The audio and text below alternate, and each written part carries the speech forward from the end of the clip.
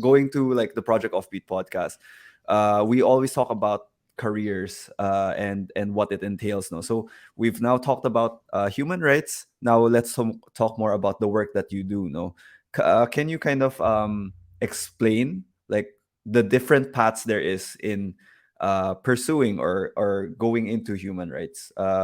What kind of jobs it entails? So I can only speak to my experience as a human rights lawyer, no? But there are Yeah. different kinds of works in the human rights space. So as a human rights lawyer, I've done a variety of things. No, you've mentioned that 3 years I was in the Commission on Human Rights. Actually, prior to that, I was with the Human Rights Victims Claims Board. I don't know if you've heard of Mm, this Mm. government agency. It was a government agency. It doesn't exist now. It's the primary quasi judicial, so it's sort of functioned like a court. It adjudicated the human rights claims under the Marcos regime. So that was my first job out of law school.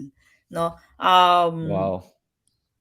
I was a legal officer in the Human Rights Victims Claims Board, assisting in the adjudication of claims. So, tinitignan namin yung evidence. If there's evidence that this person Ooh.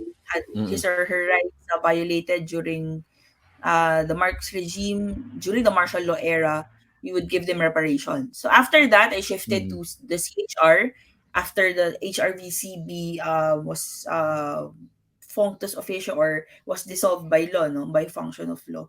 I mhm. went to the CHR where my primary work was analysis, documentation, monitoring of the gross human rights violations that were occurring at the time, which is to say the drug war during the time of President Duterte. No, we did a lot of monitoring activities. We did a lot of training. We did a lot of analysis work. No, and then after that, I left the CHR and then went to human rights litigation. So I Mm, represented clients before the Supreme Court during the litigation of the anti-terror law.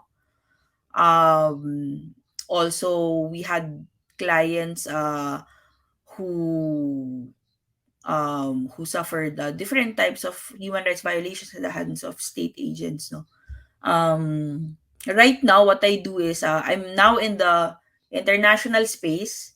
I work for an international NGO, and what we do is we train local partners to give them access to justice, and to give them the skills to maybe prosecute or to have access to accountability mechanisms in their own jurisdictions. So more or less, I've done quite a number of things, no, as a oo. human rights lawyer.